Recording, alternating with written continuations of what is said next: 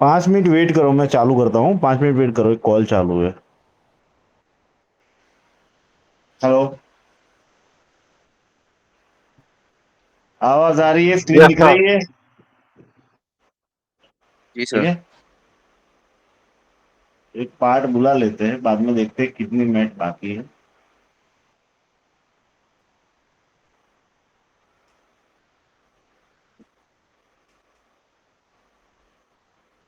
तो अभी तक हमने स्टैंडर्ड की मैट देखी थी। Coincident, parallel, perpendicular, concentric, law, distance and angle. जबकि एडवांस की देखी थी हमने profile centre, symmetric, with, part, liner, linear, coupler, limit distance, limit angle, यानी चारों मैट देखी। ठीक है, यानी 1 2 3 4 5 6 7 8 9 10 11 12 13 14, ये 14 मिनट में किसी को कोई दिक्कत हो तो बोलिए। टेंजेंट हमने चला ही नहीं है, तो एडवांस स्टैंडर्ड की कोई भी मैट में डाउट हो तो बोलिए।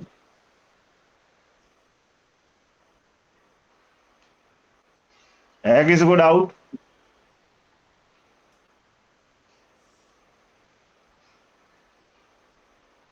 ठीक है, तो आज मैकेनिकल मैट में जाते हैं। तो मैकेनिकल में अलग अलग टाइप की मैट है, दिख रहा है? Cam mate, slot mate, hinge mate, gear mate, rack and pinion, screw and universal joint, दिख रहा है? तो कैम मैट के लिए आपके पास कैम होना चाहिए। तो हमारे पास अभी कैम नहीं है, तो आपको जो पीडीएफ भेजी है, सेट ऑफ एक्सरसाइज, उसमें कैम दिया है, कैम असेंबली दिया है एक लास्ट में।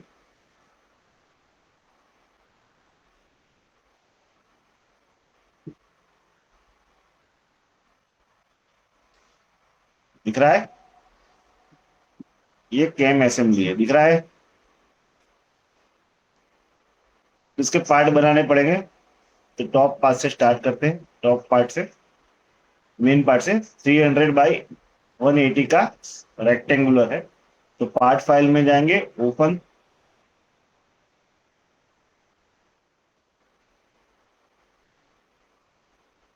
टॉप प्लेन पे स्केच लेंगे, सेंटर रेक्टेंगुलर,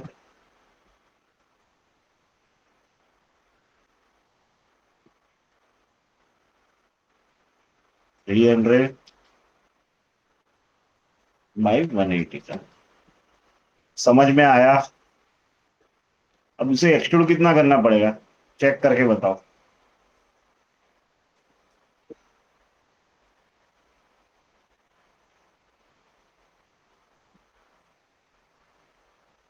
ये प्लेट को कितना एक्सट्रूड करना पड़ेगा?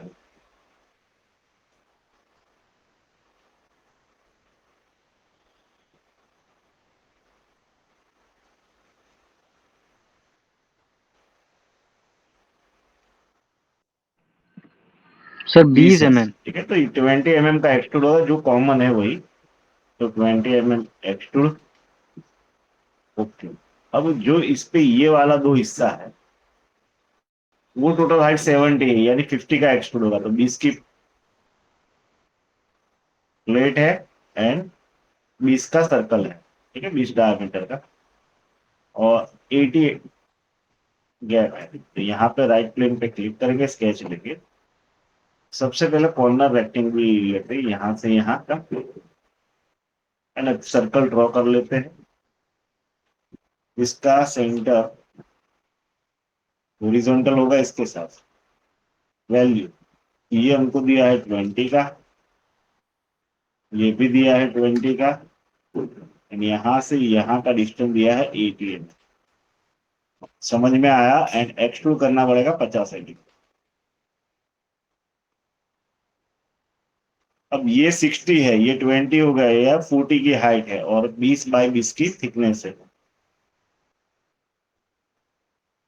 यहाँ पे ले लेते हैं सेंटर रेक्टेंगुलर,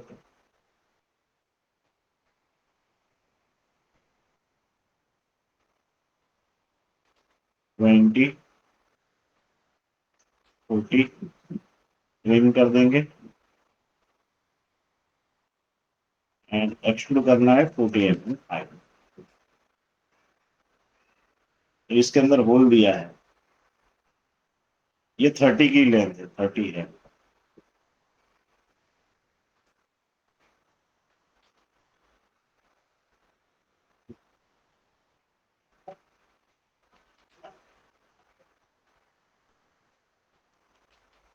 इसके अंदर होल दिया है 20 बाई 20 का, ऊपर से 5 mm हाइट पे 20 बाई 20 का होल है।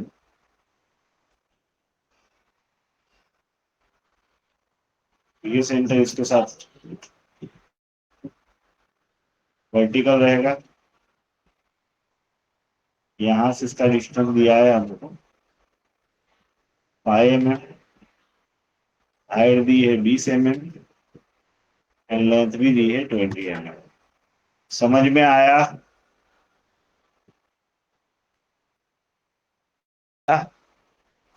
जी सर।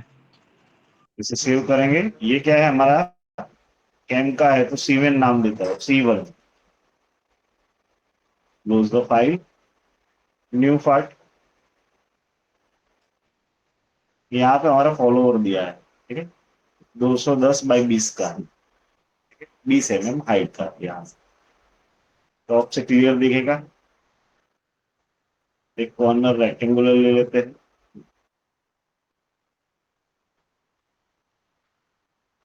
210 लेंथ है, 20 इतने से इसके मिड पॉइंट से एक लाइन खींचेंगे।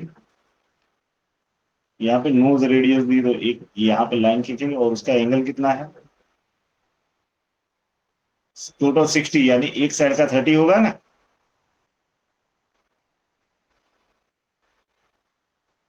समझ में आया? समझ में आया? एक्स्ट्रा पोर्शन जी सर। ट्रिम कर देंगे, एक्स्ट्रा हर एक पोर्शन को ट्रिम कर देंगे। नोज रेडियस कितने की दी है,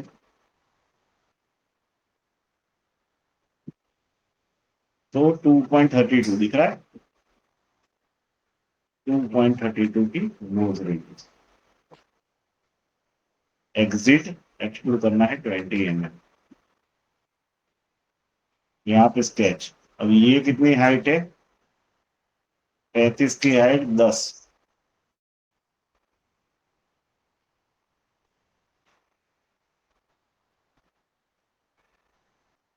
10 थिकनेस दी है एंड हाइट दी है 35।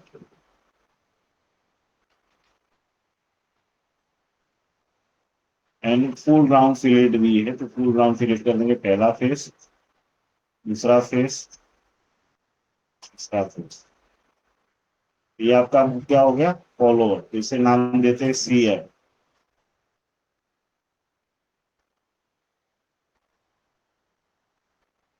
लास्ट में कैम दिया है 100, 60, 40, 20।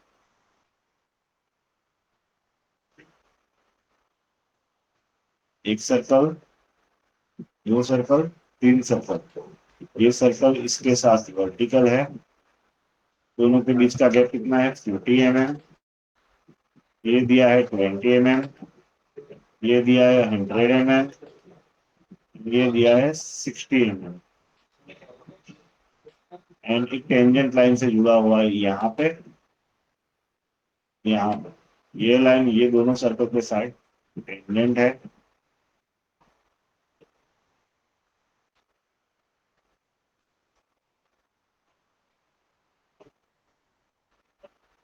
एक्स्ट्रा पोर्शन ट्रिम कर देंगे।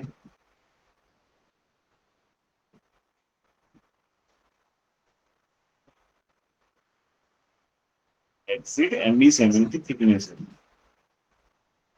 तो ये आपका क्या है, कैम। समझ में आया?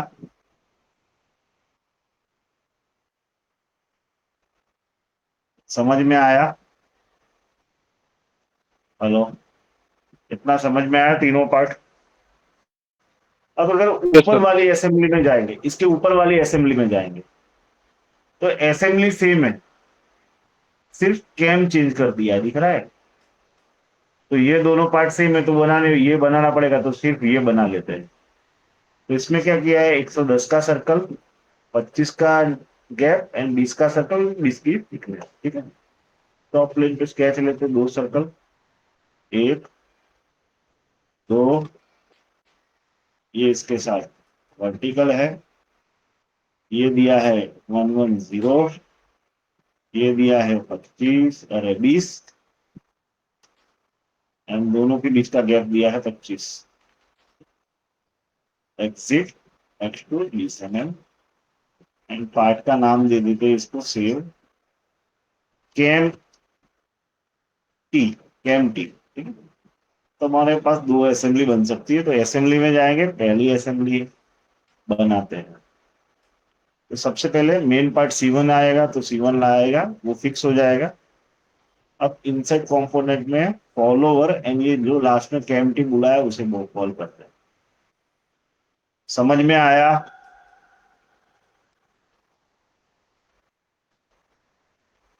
अब ये जो कैब में हाइट है ऊपर से 5 और ये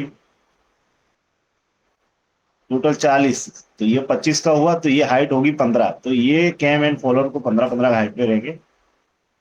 तो यहाँ पे एडवांस की लेंगे प्रोफाइल से इंटर, इसकी एज, इसकी एज, हाइट कितनी रखनी है, हाइट कितनी आएगी 15 mm एंड ओके। तो ये सिर्फ अब घूम सकता है, दिख रहा है, रोटेट हो सकता है। सेम कोइंसिडेंट, ये फेस तो ये फेस, अप्लाई, ये फेस। अब अगर आपको पार्ट को कलर करना है, क्या करना है, कलर करना है, तो कैसे होगा, उस पार्ट पे राइट क्लिक करना है, ठीक है। यहां से आपको लेना है अपीयरेंस एंड पार्ट को क्लिक सिलेक्ट कर लेना, एंड जो भी कलर डालना चाहो वो कलर सिलेक्ट कर लेना। फिर से देखो, right click, appearance, part, okay, right click, appearance, part. समझ में आया? इतना समझ में आया? जी सर।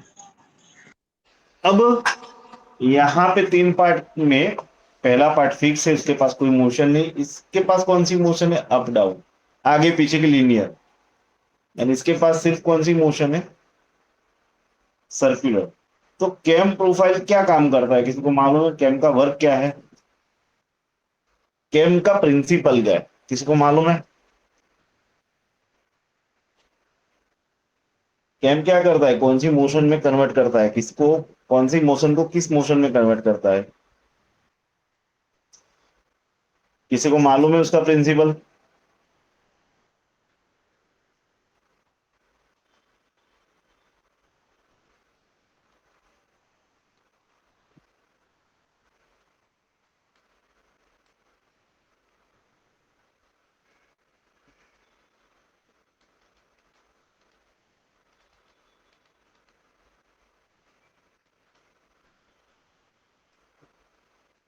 क्या है, पढ़ो,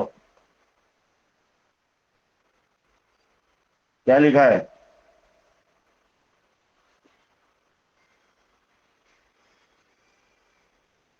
क्या लिखा है?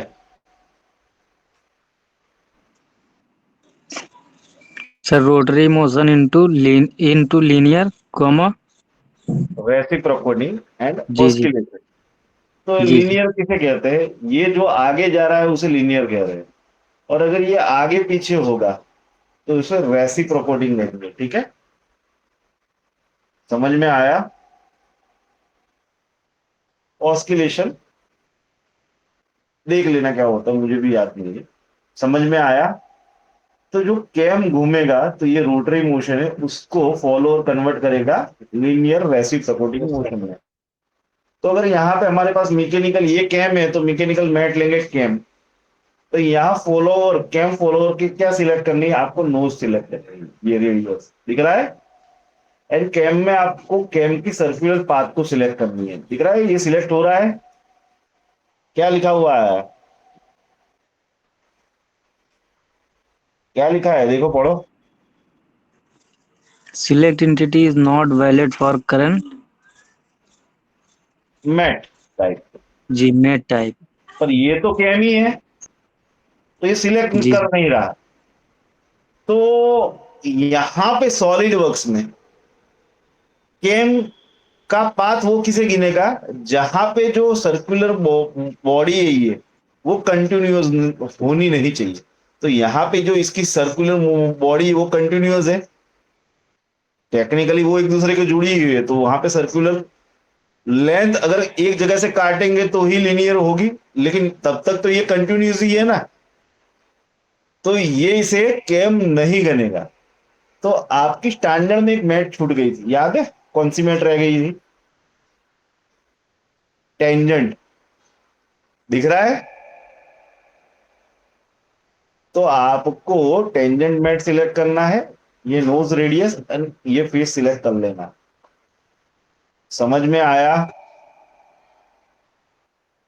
एंड ओके कर देना है। तो आपकी कौन सी मैट हमने यूज की अभी?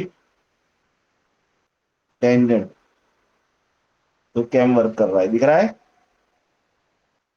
समझ में आया? समझ में आया? सर एक बार ये टेंजेंट वाला बता दीजिए। डिलीट।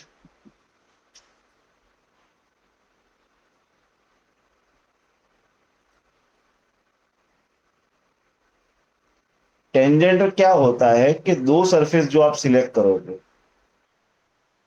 यानी यहां कितनी सरफेस है, इसकी इतनी ही, ठीक है, और इसकी ये पूरी सरफेस, दोनों सिर्फ एक पॉइंट से टच करेंगे। कितने पॉइंट से? एक ही पॉइंट को टच करेंगे। देखो एक ही पॉइंट को टच कर रहा है, दिख रहा है? जी समझ सर। में आया? जी जी। वो टच छोड़ेगा नहीं, एक पॉइंट से टच करना ही है उसको, तो ये कैम आपका वर्क करेगा। समझ में आया? अब मैं सीटी को डिलीट कर देता हूं, ठीक है, और जो हमने कैम बनाया था उसे बुलाते हैं। इसको भी मैट देते हैं। सबसे पहले प्रोफाइल सेंटर एडवांस की, ये एज, ये हाइट, कितनी हाइट है? 15। एंड इसको कलर दे देते हैं,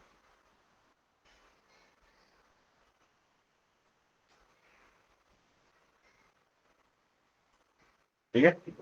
तो अब ये कैम का वर्क करेगी, क्यों? क्योंकि यहाँ पे कैम की जो डेफिनेशन सेट की है वो क्या है, तो फॉलोवर की नोज रेडियस सिलेक्ट करनी है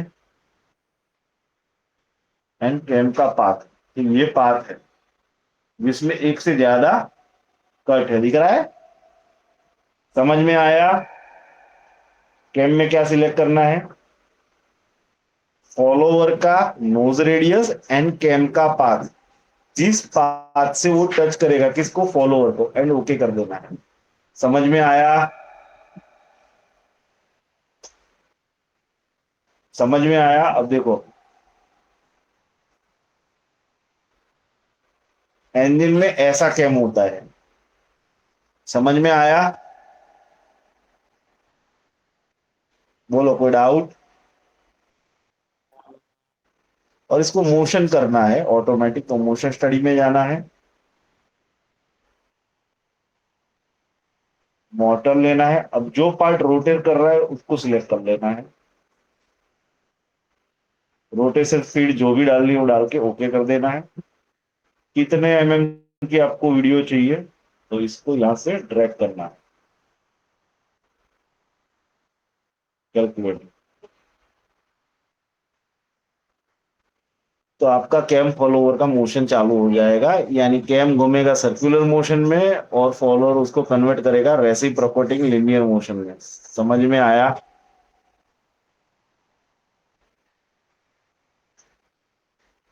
यस।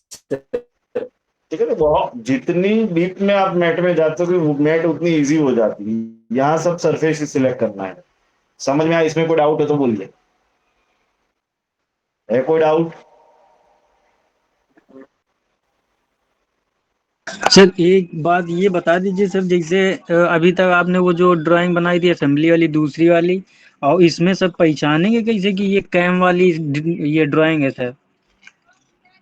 ये तो पार्ट से आपको, ये पार्ट बना रहे हो, ये पार्ट फाइल में लिखा ही होता है ना, ये पार्ट किस चीज का है।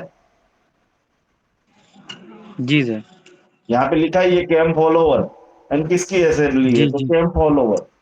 और आपने पार्ट, अभी आप मैकेनिकल इंजीनियर, तो आप पार्ट देखे तो असेंबली यहाँ पे देख के आपको पता चल जाना चाहिए कि ये किसकी असेंबली है।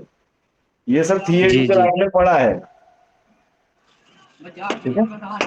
और आपको जी जितने भी मैकेनिकल मोशन है उसकी डिटेल मालूम होनी चाहिए। अपने यहाँ क्या सीख रहे हैं, डिजाइन सीख रहे हैं। तो डिजाइनर कौन होता है, जिसको पहले तो थियरिटिकल नॉलेज होना चाहिए। तो थियरिटिकल नॉलेज में सबसे पहले क्या आएगा, इंजीनियरिंग ड्राइंग आएगा।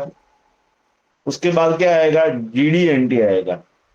जी का मतलब जियोमेट्रिकल डायमेंशन, टी का मतलब टॉलरेंस। ये थियरी सब्जेक्ट है, ठीक है। उसके बाद जैसे मैकेनिकल मैट में आओगे तो मोशंस आएगी। तो कैम मोशन कैसे वर्क करती है, स्क्रू मोशन कैसे वर्क करती है, यूनिवर्सल जॉइंट कैसे वर्क करता है, तो ये सब थियरिटिकल चीज है। हमने इंजीनियरिंग मैकेनिकल में ये सब पढ़ा ही है। लीनियर मोशन कितनी होती है, तो 3 डायरेक्शन में होती है। सर्कुलर मोशन कौन सी डायरेक्शन में होती है, तो वो भी 3 डायरेक्शन में होती है। समझो ये एक्स है, ये वाई है, एंड ये जेड है। तो इसके अकॉर्डिंग क्लॉकवाइज एंटी क्लॉकवाइज घूमेगी, इसके अकॉर्डिंग क्लॉकवाइज एंटी क्लॉकवाइज घूमेगी, इसको अकॉर्डिंग। तो ये आपको थियरिटिकल मालूम होना चाहिए। अभी आपको लंदन जाना है, यूके जाना है, तो आपको इंग्लिश आना चाहिए। तो डिजाइन के लिए कोई सॉफ्टवेयर पढ़ रहे हो तो आपके पास थियरिटिकल नॉलेज होना चाहिए, इंक्लूडिंग जब आप असेंबली करते हो। डिजाइनर का काम सिर्फ ये ड्रॉ करना नहीं है या पार्ट बनाना नहीं है। डिजाइनर का क्या काम आएगा कि ये पार्ट कौन से मटेरियल से बनाना है, प्लस ये कौन सी प्रोसेस से बनेगा, वो सारी चीजें सीट में लिखनी पड़ती है। देखो क्या लिखा है, कि मटेरियल कौन सा यूज होगा, उसका वेट कौन सा होगा, उसकी हार्डनेस कितनी होगी, वो सारी चीज आपको कैलकुलेट करनी पड़ेगी। तो इसके ये थियरिटिकल नॉलेज है, ये मैं आपको नहीं दे सकता, क्योंकि थियरी में जाएंगे तो मटेरियल साइंस आएगा, मैन्युफैक्चरिंग आएगा, मोशन आएगी, ठीक है। मोशन किस में आती है, तो टॉम करके एक सब्जेक्ट आता था, थियरी ऑफ मशीन करके सब्जेक्ट आता था, पढ़ा है आपने, यस सर। जी सर ठीक है। बाद में आपने इंजीनियरिंग ड्राइंग पढ़ा होगा, मैन्युफैक्चरिंग प्रोसेस पढ़ा होगा, गियर थ्रेड जियोमेट्री लिखा होगा, जिसमें गियर आता होगा। 1 to 4 लॉकेटिंग प्रिंसिपल कहीं पढ़ा होगा आपने, जी कैन फिक्चर आएगा उसमें, पढ़ा है। अब समझो आपने ये जी सारी सर 3 साल अगर डिप्लोमा किया है तो 3 साल में पढ़ी है, और बी किया है तो 4 साल में पढ़ी है, सेमिस्टर वाइज। अब जी मैं ये आपको थियरिटिकल नॉलेज 1 घंटे के 24 लेक्चर में कैसे दे सके। अगर आप इंजीनियरिंग स्पीकिंग कोर्स में जाओगे ना, तो उसमें भी 2 टाइप के कोर्स होते हैं। एक जगह पे आपको क्या सिखाएगा, ग्रामर ही सिर्फ सिखाएगा। और अगर आप IELTS के प्रिपरेशन में जाओगे ना, तो यहाँ ये क्या मान के चलेंगे कि आपको ग्रामर आता है, सिर्फ आप फ्लुएंटली बोल नहीं सीखते। तो ये इसका काम है, ये आपको बैठ के ग्रामर नहीं सिखाएगा। तो सेम डिजाइन हम कर रहे हैं, कैड डिजाइन सीख रहे हैं, तो मुझे ऐसा ही मान के चलना पड़ता है कि ये सब चीजें आपको आती है थियरिटिकल। आप क्या कर रहे हैं, उसको एडवांस कंप्यूटर में इंप्लीमेंट कर रहे हैं। समझ में आया। सर तो अगर आप किसी कंपनी में इंटरव्यू देने जाओगे तो कंपनी वाला क्या पूछेगा कि भाई आपको सॉफ्टवेयर आता है, तो आप बोलोगे मुझे सॉलिड वर्क्स आता है, मैं डिजाइन असेंबली कर सकता हूँ। तो उसकी वजह वो ऐसा नहीं पूछेगा आपको कि भाई आपको मैन्युफैक्चरिंग आता है कि नहीं, वो सब आपको आता है, उसके बाद ही आपने डिजाइन सीखा है सॉफ्टवेयर। जी तो जी आपका थियरिटिकल क्लियर होना चाहिए। अभी हम गियर डिजाइन करेंगे, यहाँ पे मैं गियर डिजाइन करता हूँ, ठीक है। एक मैं गियर डिजाइन कर रहा हूँ, ओके। समझ में आया। अब ये पहली यस सर। गियर है, ठीक है। Yes sir. इसका सेंटर डायमीटर में 100 रखूंगा, और इसका जो पिच सर्कल होगा वो 120 का होगा। अब दूसरी में गियर जो डिजाइन करूंगा उसका डायामीटर मैं ले रहा हूं 50, तो इसका पिच सर्कल कितना रहेगा, इसकी थ्रेड की गैप क्या रहेगी, वो मैं आपको थियोरेटिकल अभी समझा नहीं सकूंगा, क्योंकि उसके लिए पूरा 6 महीना चाहिए। यहां मैं ऐसा ही मान के चल रहा हूं कि भाई आपको गियर डिजाइन आती है, मुझे आपको क्या सिखाना है, 2 गियर की मोशन सिखानी है। जैसे मैंने अभी बोला कैम का प्रिंसिपल क्या है, तो आपको पता होता नहीं है गियर गियर का प्रिंसिपल क्या होता है, तो आप क्या बोलोगे, चलो मैं अभी पूछ रहा हूँ गियर का प्रिंसिपल है तो क्या है गियर का प्रिंसिपल, गियर का वर्किंग प्रिंसिपल क्या है, चलो बोलो, जो आए वो बोलो। यहां मैं आपका इंटरव्यू नहीं ले रहा, आपको कुछ नॉलेज दे रहा हूं। आप गलत बोलोगे तो मैं आपका करेक्ट करूंगा, मैं ऐसा नहीं बोलूंगा कि क्लास से मत आना, ठीक है, क्योंकि अभी हमारे पास 5-6 मिनट ही है, तो कुछ अंडरस्टैंड करके जाओ थियरिटिकल। बोलो गियर गियर का वर्किंग प्रिंसिपल क्या है। Sir power transmission. Power transmission. अगर 2 गियर है पैरेलल, तो वो क्या पावर ट्रांसमिशन करेगा, 2 पैरेलल गियर है,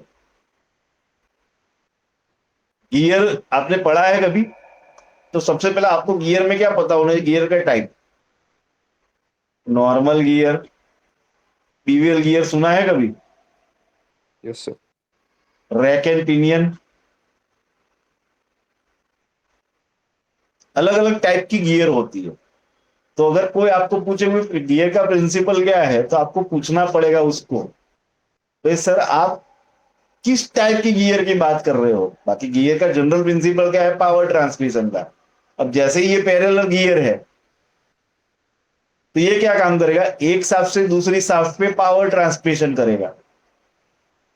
अब इसमें पहली गियर का रेशियो क्या है पिच सर्कल का, और दूसरी गियर का पिच सर्कल का रेशियो क्या है, वो डिपेंड करेगा कि कितना पावर ट्रांसमिट होगा। जैसे ही रैक एंड पिनियन आ जाओगे, तो रैक एंड पिनियन में क्या होता है, गियर की सर्कुलर मोशन का ट्रांसमिशन रेसिप्रोकेटिंग लीनियर मोशन में ही होता है। अगर बीवेल गियर में आ गए, तो आपका पावर ट्रांसफॉर्मेशन दो शाफ्ट के बीच में परपेंडिकुलर होता है। समझ में आया।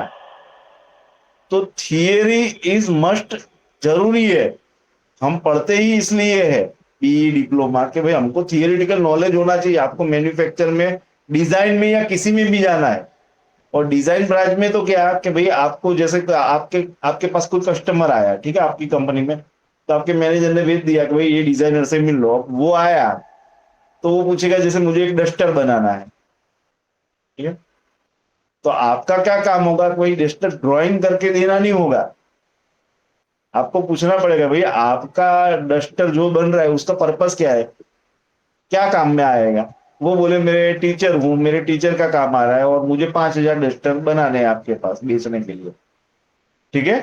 तो डस्टर की साइज मैटर करती है, प्लस डस्टर कौन से एरिया में यूज होते हैं, गुजरात में यूज हो रहे हैं या मेघालय में यूज हो रहे हैं। अगर मेघालय में यूज हो रहे हैं तो ये वुड से नहीं बन सकता, क्योंकि गुजरात कैसा प्रांत है जहाँ ह्यूमिडिटी नहीं होती, लेकिन मेघालय केरल कैसा है कि वहां ह्यूमिडिटी ज्यादा होती है। तो डस्टर होगा वो क्या करेगा, एब्जॉर्ब करेगा, ह्यूमिडिटी कैचअप कर लेगा, तो वो खराब हो जाएगा।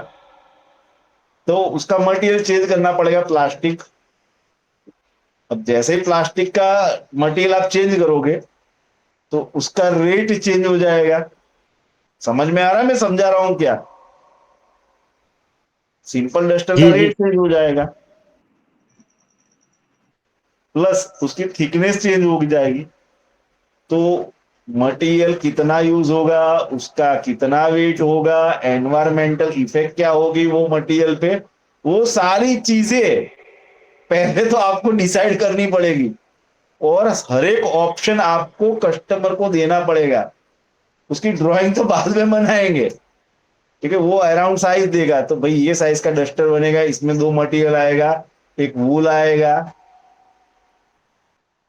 अब वूल की थिकनेस कितनी रखनी है, ठीक है, तो उसकी साइज में कितना, ठीक है। ये सिंपल डस्टर का है। अगर मेटल का है, समझो एक स्टील बेंच बनाने वाला है कि मुझे एक स्टील की बेंच बनानी है, मुझे एक बेंच बनानी है। बेंच का इस्तेमाल क्या होता है, कहाँ कहाँ होता है, चलो बोलो, जो एक बेंच होती है उसका इस्तेमाल कहाँ कहाँ होता है?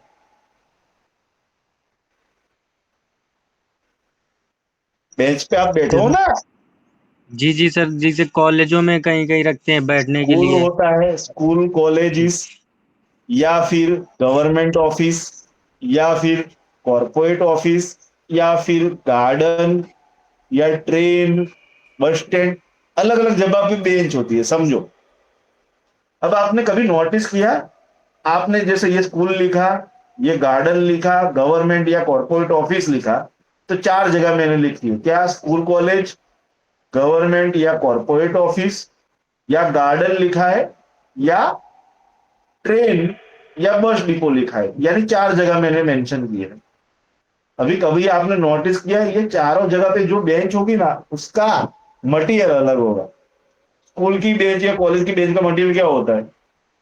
याद करो। फ्रेम तो आएगी मेटल की, लेकिन उसका मटेरियल क्या होता है? उसके ऊपर वुड होता है। यहाँ पे स्कूल या कॉलेज की बेंच में क्या होता है? वुड होगा, है ना। जी जी सर, होता है। जबकि गवर्नमेंट या कॉर्पोरेट ऑफिस में जाओगे तो वहां पे स्टील की पतली सी बेंच होगी, जी स्टील जी। की। ठीक है। गार्डन में जाओगे तो स्टील की बेंच नहीं मिलेगी, कास्ट आयरन की मिलेगी, या फिर पीवीसी की मिलेगी, या फिर कंक्रीट की मिलेगी।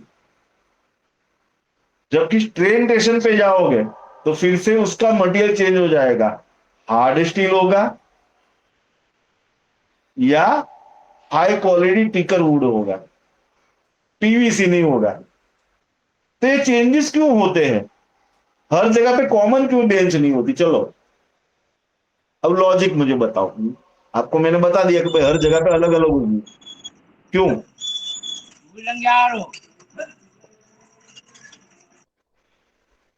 तो स्कूल में एवरेज वेट वाला बच्चा कितना होगा? 60, अरे 40 to 60 kg ओनली। ठीक है। एवरेज कोई भी पर्सन होगा वही होगा, 90%, 95% एवरेज यही वेट होगा। ठीक है। प्लस वो अंडर द रूफ होगी, और रूम का जो एटमोस्फियर होता है यो ह्यूमिडिट नहीं होता, ड्राई होता है। ठीक है। न उस पे धूप पड़ेगी न पानी पड़ेगी, और अराउंड चार बच्चे बैठ सकते हैं एक बेंच पे। जबकि अगर गवर्नमेंट या कॉर्पोरेट ऑफिस में जाएंगे तो पहला क्या होता है कि भाई अच्छी दिखनी चाहिए, शो अच्छा होना चाहिए। प्लस वहां 40 kg का भी आदमी आएगा या 120 kg का भी आदमी आएगा, तो वो कंफर्टेबली तीन लोग एक साथ बैठ सके तो उस हिसाब से डिजाइन की जाती है। अब जो स्कूल की बेंच होगी उसकी थिकनेस ज्यादा होगी वुड की, अराउंड